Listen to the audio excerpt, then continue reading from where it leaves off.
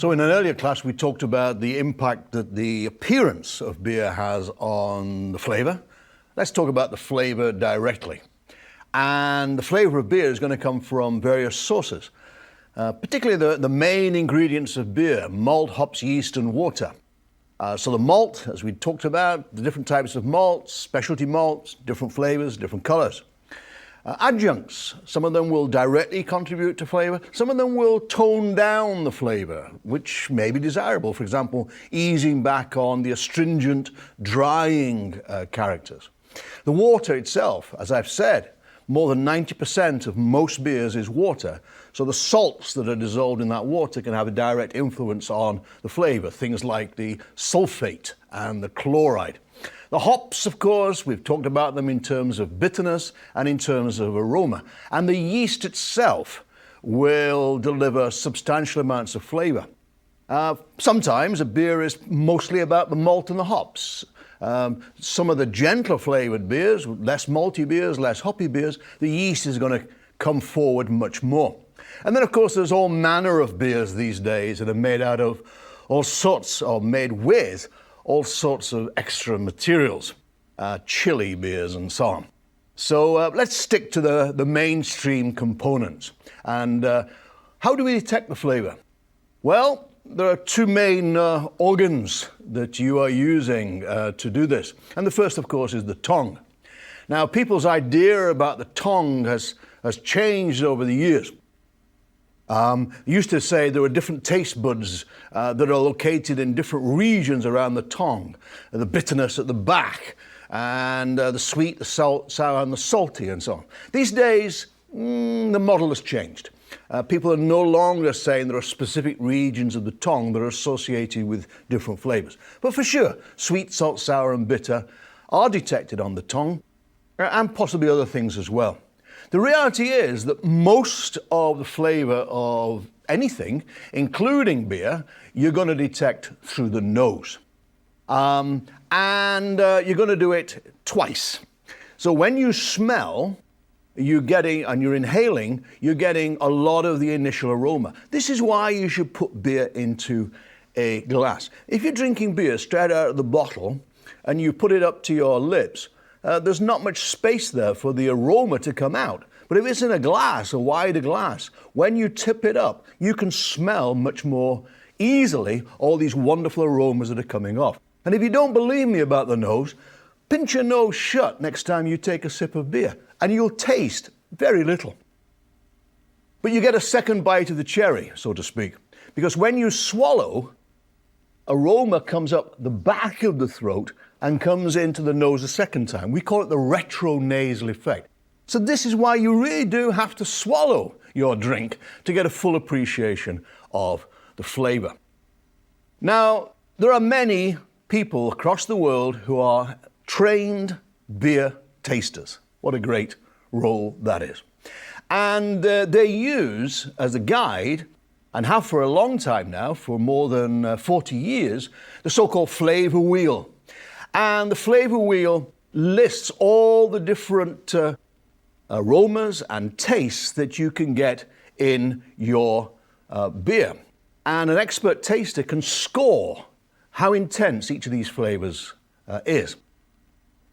If you look at the center of this flavor wheel, it divides the flavors up into taste, and the word they chose to use was odor.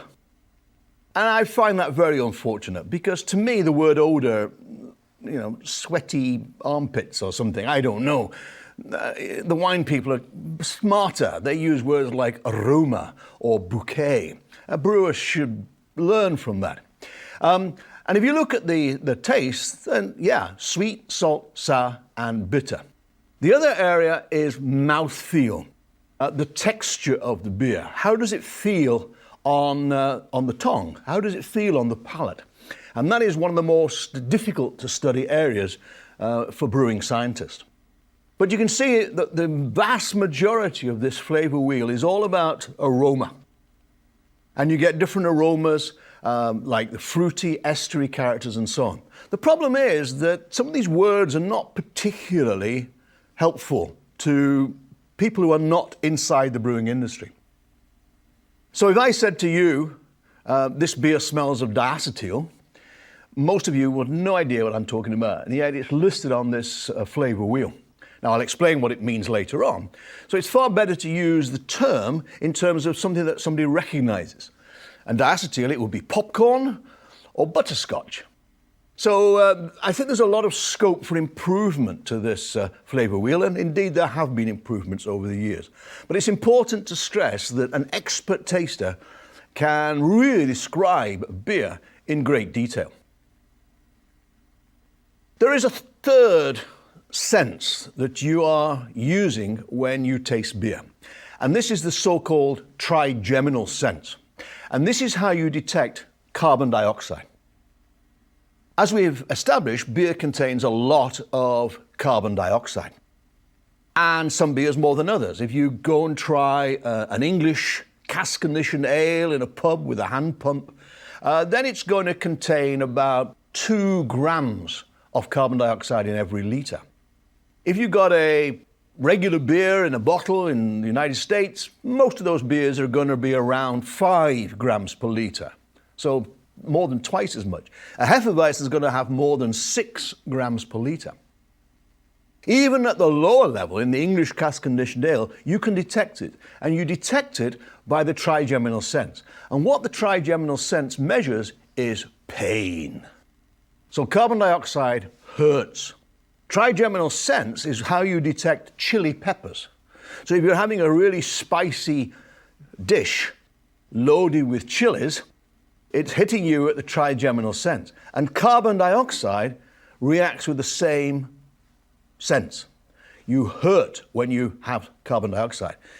If you question me, dangle your tongue in a highly carbonated beverage and wait, and it will start to hurt. Now, this is certainly one of the contributing factors to the mouthfeel of beer, the tingle, the sparkle. And the more carbon dioxide, the more tingle, the more fizz you get on the palate. At the other extreme is nitrogen gas. Now, nitrogen gas was first pioneered by the Guinness Brewing Company, because with nitrogen gas, you get much more stable foams. You get very nice small white bubbles. You look at a pint of Guinness, you get this very tight foam. And that is because nitrogen gas stabilizes the foam. But nitrogen gas also smooths the palate. And I don't believe that anybody has really answered the question why that is. Because the amounts of nitrogen that you can put into beer are very, very low. Nitrogen doesn't dissolve in beer very well. So you might have only about 50, 100 milligrams per litre of nitrogen, but it will give you a much more smooth mouthfeel. So that certainly influences the texture. The nitrogen also tempers some of the harsh roasted characters.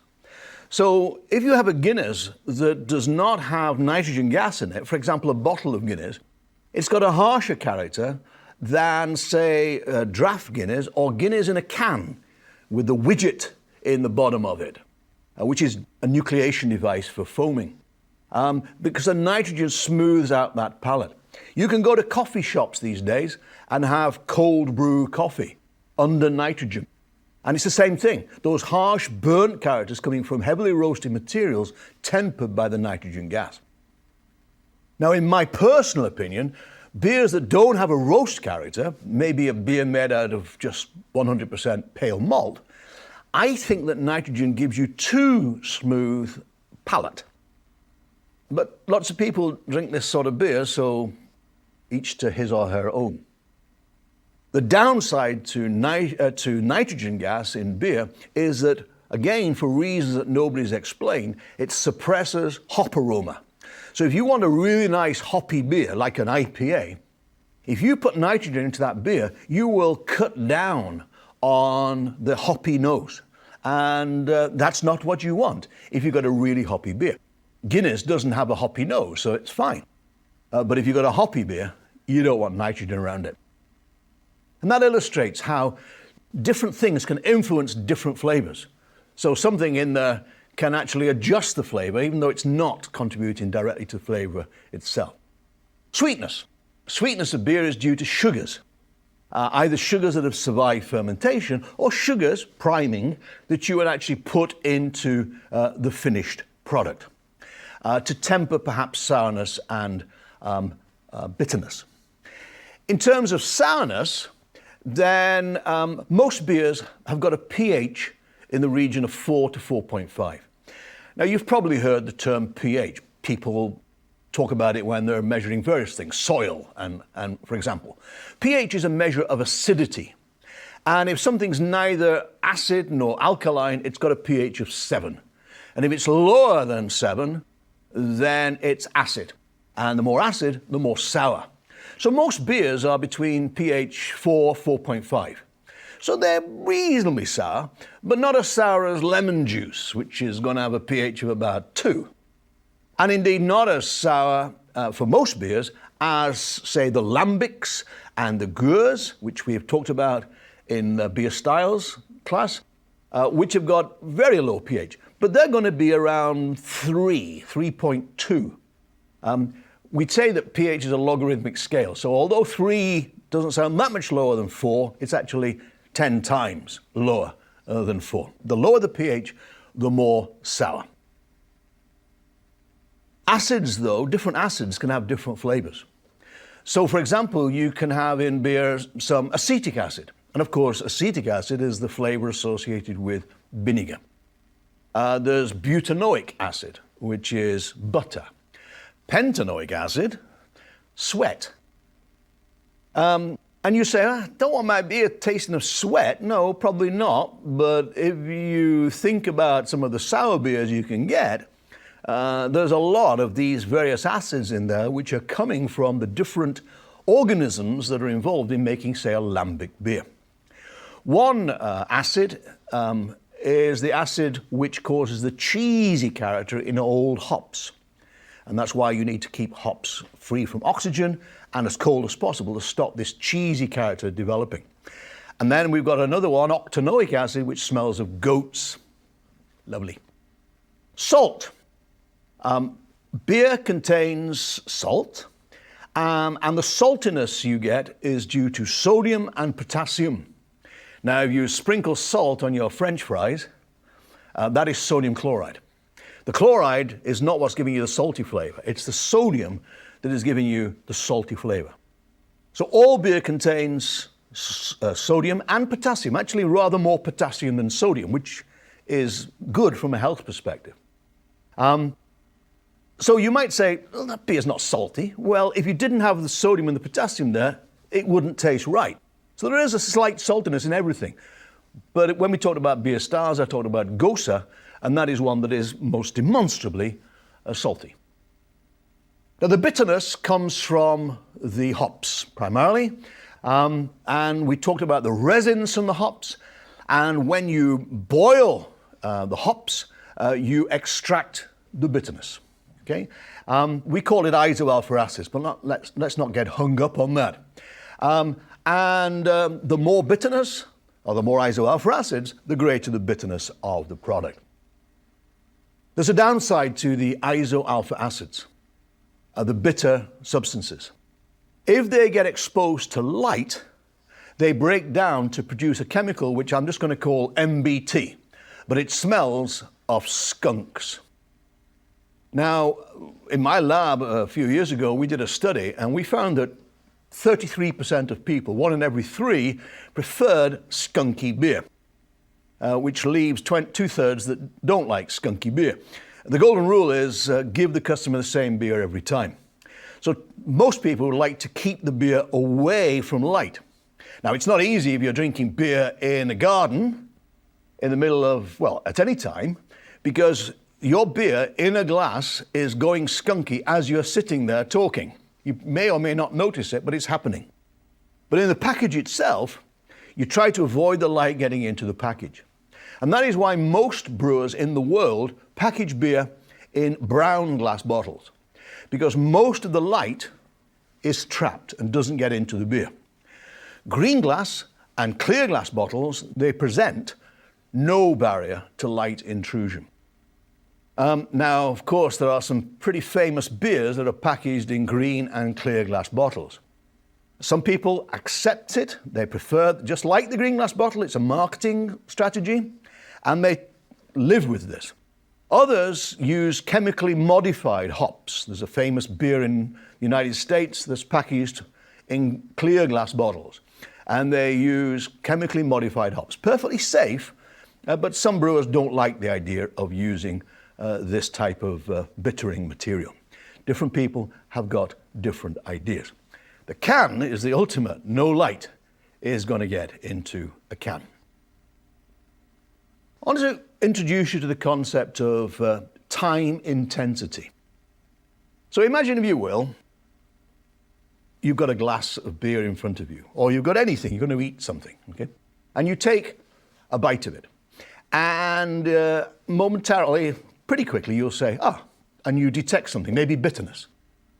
You can actually have a computer program, and sensory scientists do this, and you have a mouse, and you move the mouse away from you, computer mouse, you move it away from you as the intensity builds up. So you go, I'm getting bitterness, more, yet more. And then you say, okay, I'm not getting any more bitterness, and then it subsides. So you move it back towards you. And meanwhile, the paper, if you like, or the chart is moving in that direction or that direction, and you've got a plot of the intensity of flavor with respect to time. Now, some flavors will build up very quickly and then subside pretty quickly. Others, though, they may not build up quite so intensely, but they'll drag on, they'll tail off very, very slowly. The analogy I like to give is nothing to do with beer, it's all to do with kippers. I'm from the north of England. I love kippers for breakfast, smoked herring. And got a wonderful flavor. But you have a kipper, and about 2 hours later you say, those kippers were good. And then at lunchtime you say, I'm still getting those kippers. And then in the evening, your spouse says, have you been eating kippers? And they linger. It lingers and lingers. For the most part, brewers don't like that.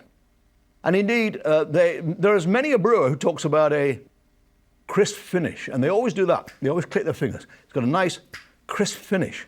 And it indicates that, okay, I've got a flavor. There it is. It's good. It's gone. And then some people think that influences drinkability. So it's that you're going to go, okay, that was good. I'll have another sip. But if something lingers and lingers and lingers, perhaps it's not quite so drinkable. Now, drinkability, some people call it sessionability, is complex. And it's not as simple as I've just described. And brewers are still looking at that. And emphasizing, of course, that you should always drink responsibly. So the hop aroma. We talked about the bitterness coming from the resins. The oils provide the aroma.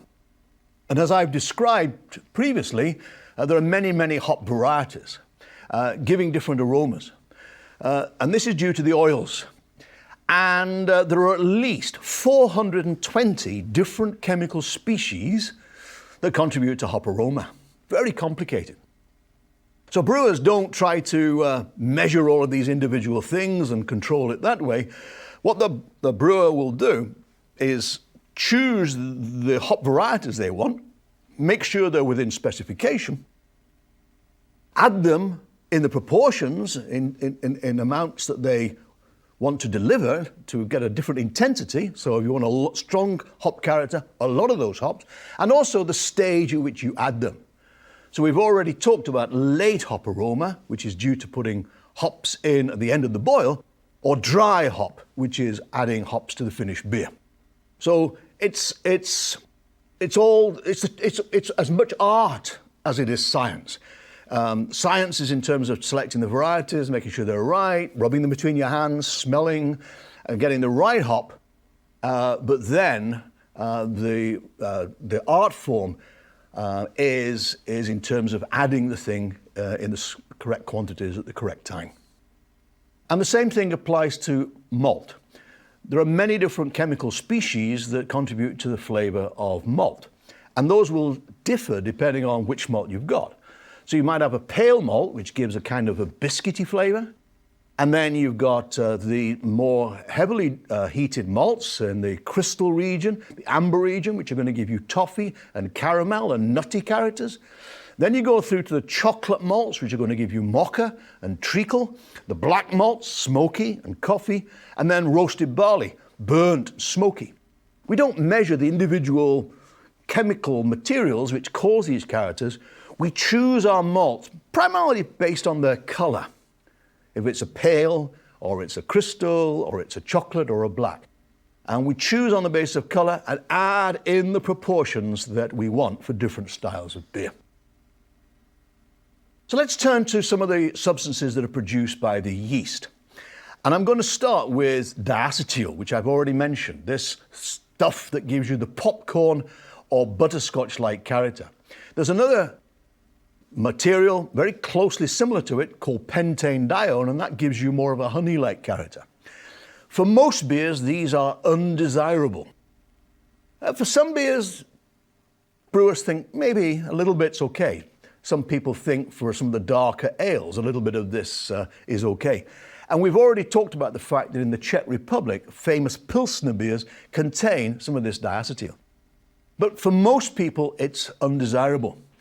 The bad news is, in all brewery fermentations, the yeast makes this material. The good news is, having made it, the yeast takes it away again. And what the brewer has to do is to control the fermentation and maturation processes to ensure that the diacetyl and the pentanedione are removed. But even if they're good, even if they're very, very good, they're great brewers and they make sure that there's none of this stuff in the beer, they can be let down in the bar. I was interviewed in a newspaper a number of years ago, and they said, you go into a bar, there are 30 beers on tap, which one are you going to choose? And I say, one in a bottle. And the reason for that is, unless the people who are running that bar really, really are conscientious and know their stuff, there's a potential problem. Because if a beer is not being served quickly, in other words, being consumed rapidly, and if it's lingering in the corner somewhere, it's hidden away in the corner, it's going to sit there. And also, if the lines, if the dispense lines are not being cleaned properly, what will happen is bacteria, we call them pediococcus, but bacteria will make diacetyl. So if you go into a bar and your beer smells of popcorn or butterscotch, there's a very strong likelihood that it's come from a dispense line, a pump, that is contaminated. Now, it'll do you no harm, it just doesn't taste good. So the reality is, if I do go into a bar with a lot of beers on tap, I usually say, which of these do you sell the most of? Because then there's a very good chance that it's not lingered. But I'm keeping my fingers crossed that those people know how to clean the beer lines to make sure that they're not contaminated with bacteria. Esters. Esters are fruity flavored materials that are produced by yeast. There's one called ethyl acetate, which smells of pear. There's one called isoamyl acetate that smells of banana. And we talked about that when we talked about Hefeweizens. They should have a strong banana flavor. And also phenyl ethyl acetate, which smells of roses. And there are a lot of others. A lot of other esters made by the yeast. So different beers, you need different levels of esters. The stronger the beer, things like barley wines, they tend to have very high levels of these esters, because when yeast is fermenting very strong sugar solutions, it makes a lot of these estery type flavors. And although I don't want to go into too many details, depending on the shape of the fermenter, you can get different levels of esters produced for a single collection of wort and yeast. Depends on how much pressure there is on the yeast. It has an influence. Now, there are many sulfur-containing substances that contribute to the flavor of beer. Substances that contain the sulfur atom. The simplest of these is hydrogen sulfide. And hydrogen sulfide smells of rotten eggs. And straight away you say, I don't want my beer smelling of rotten eggs. Well, maybe you do. So I invite you to take a trip to Burton-on-Trent in England, the home of the famous Burton ales. And if you have a new barrel of Burton ale and they pump you up the first pint, the second pint, and indeed, hopefully all the pints, there is a vague whiff of egg around there. And that's because in Burton there's a lot of sulfate, and the yeast takes that and makes it into hydrogen sulfide. So there are beers that should have an eggy-like aroma. There's no hard and fast rules about what is right and what is wrong. Now, I and others have done a lot of work on another material called DMS, dimethyl sulfide. If you open a can of corn, sweet corn, it smells of DMS. If you peel a parsnip, it smells of DMS. If you open a bottle of tomato ketchup, DMS. If you go to the ocean and inhale, DMS, because seaweed produce a lot of it. And there are certain lager beers that contain significant amounts of DMS. If you don't have enough, then some people say it's not got this lager character. But if you have too much, then you get more of a black currant-like flavor. So how do you do it? You control every time. That's what brewers are about, controlling the raw materials, controlling the process to achieve the same end result every time. And then there are other sulfur-containing compounds that may smell of rotten veg or cabbage. And you say, I don't want my beer tasting of rotten eggs or cabbage. Well, a little bit is actually quite helpful. The net flavor of the beer, it's not going to be overtly eggy or overtly cabbage. It's these things suffused into the overall impact. And earlier on we talked about MBT. That contains a sulfur atom, and that is the classic skunky aroma. So I talked a little bit about drinkability. And I think one of the things that contributes to drinkability of beer is that it should be in balance. The classic thing you need to achieve with a beer is balance.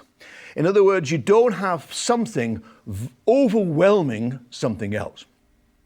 And this balance can be with very big beers with intense flavors or with fairly gently flavored beers. If it's a big beer, I gave you an example of one of these when we talked about ales. Black IPA, huge roasted nose, huge hop character, but beautifully balanced. At the other extreme, you might have a North American lager, one of the famous North American lagers. Very gently flavored, very light on the malt flavor, very light on the hops, very low in the bitterness, but balanced. And that is what you're looking for, whether it's an intensely flavored product or a gently flavored product. And in passing, I would just say this. It's very, very hard to make a gently flavored beer. Because if you're going to do that style, any mistakes are going to be much more obvious than they are in a big beer. Finally, the temperature which you're going to serve the beer. That is going to have a big influence. And there are certain guidelines on what the serving temperature for beer should be. Some beers, and those would include the very pale lagers and the malt liquors, they need to be served cold. And that means straight out the refrigerator. So in the region 0 to 4 degrees Celsius, 32, 39 degrees Fahrenheit. They were designed to be drunk cold. And if you're in a screaming hot place and you've been exercising quite vigorously or mowing the grass or something, one of those straight out the refrigerator is sublime. Cold, by cold I mean a little bit higher than refrigerator temperature, 7 degrees Celsius, 39, 45 degrees Fahrenheit. Now we're in Hefeweizen country. The premium lagers, Pilsner, the Belgian wit beers, and the lambics with the fruity characters. That sort of temperature for those beers. Cool, now we're in the 12 degrees Celsius range, which is 45 to 54 degrees Fahrenheit. American pale ales, amber ales, the Dunkelweizen, sweet stouts, porters, Dunkel, Helles, Vienna, Schwarzbier. There's smoked beers, alt beer, triple, and Irish ale. Going to cellar temperature now. You know, people say to me, "You're English, you drink beer warm." No, 12 to 14 degrees Celsius, 54, 57 degrees Fahrenheit. Classic cellar temperature in the UK. Bitter, premium bitters, brown ales, India pale ales, lambics that have not been blended, box, Scotch ale, American strong ale, and mild. And then warm, well, by my definition, warm is 14 to 16 degrees Celsius, 57 to 61 Fahrenheit, so not warm as you might imagine the weather to be, but now we're in the barley wine, quadruple, imperial stout, imperials and double IPAs, and the doppelbock. So these beers with a lot more alcohol, warming alcohol, are going to be appreciated more at this somewhat higher temperature. The flavor is going to come out more than it would if it's served straight out of the refrigerator. So the simple rule is, the gentler the flavor of the beer, the lower the temperature. The more intense the flavor and the bigger the alcohol content, the higher the temperature.